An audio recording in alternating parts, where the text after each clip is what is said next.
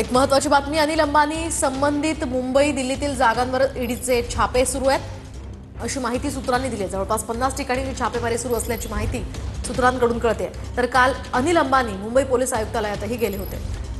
अधिकची माहिती जाणून घेऊयात आमचे प्रतिनिधी कृष्णा सुमार वाडकर यांच्याकडून। कृष्णा, काय सांगाल? अनिल अंबानी यांच्याशी संबंधित मुंबई दिल्लीतील जागांवर ईडीचे छापे पडल्याची माहिती आहे।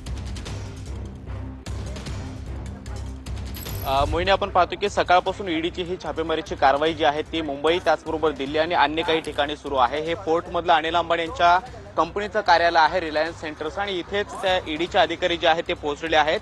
हे ऑफिस ईडीच्या कार्यालयाच्या अगदी समोरच आहे आणि तिथून आपण पाहतोय की मुंबईतल्या वेगवेगळ्या ठिकाणी जिथे अनिल अंबानी यांच्या कंपनीमध्ये काम करणारे जे वरिष्ठ अधिकारी आहेत त्यांच्याशी संबंधित ठिकाणी सुद्धा ही छापेमारीची कारवाई सुद्धा केली जाते आहे। अनिल अंबानी यांच्या कंपनीशी जे गैरव्यवहार झाल्याची जी काही प्रकरणं होती त्यामध्ये ईडीनं मनी लॉन्ड्रिंगचा गुन्हा दाखल केलेला आहे। त्याचबरोबर येस बँकेकडून जे कर्ज अनिल अंबानीच्या यांच्या कंपनीने घेतलेलं होतं त्यामध्ये सुद्धा गैरव्यवहार झाल्याचं सुद्धा ईडीचं म्हणणं आहे। आणि या सगळ्यामध्ये ईडी त्याचबरोबर आणखी ज्या अन्य तपास यंत्रणा आहेत त्यांनी ईडीला जे काही महत्त्वाची कागदपत्र पुरवली किंवा जे काही डॉक्युमेंट्स दिले त्याच्या आधारावरती ईडीनं हा गुन्हा दाखल केलेला आहे। आणि अनिल अंबानी यांच्याशी संबंधित जवळपास 40हून अधिक ठिकाणी देशभरामध्ये छापेमारीची कारवाई जी आहे ती ईडीच्या वतीने केली जाते। पहाटे सकाळी 6 ते 7 वाजल्यापासून ही ईडीचे अधिकारी जे आहेत ते वेगवेगळ्या पथकांच्या माध्यमातून अनिल अंबानी यांच्याशी संबंधित कंपनीशी संबंधित जे काही ठिकाणं आहेत तिथे पोहोचलेले आहेत आणि तिथे ही छापेमारीची कारवाई केली जाते आहे।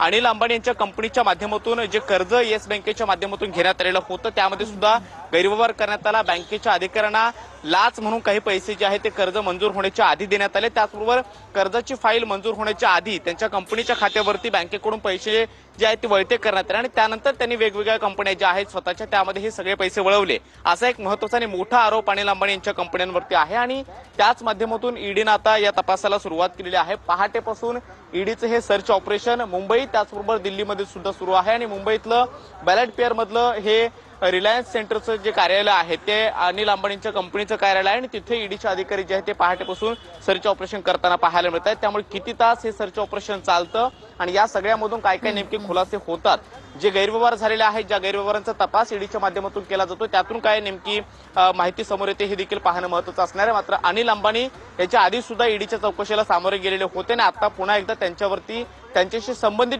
जी काही ठिकाणं आहेत कंपनीचे कार्यालय आहेत आणि कंपनीमध्ये काम करणारे जे वरिष्ठ अधिकारी आहेत त्यांच्याशी सुद्धा संबंधित ठिकाणी सुद्धा छापेमारीची कारवाई जी आहे ती ईडीनं आता सुरू केलेली आहे। त्यामुळे अनिल अंबानींच्या अडचणीमध्ये आता मोठी वाढ झालेली आहे। नक्कीच या संदर्भातले अपडेट्स कृष्णा घेत राहणार आहोत। तुर्तास धन्यवाद दिलेल्या या सविस्तर माहितीसाठी।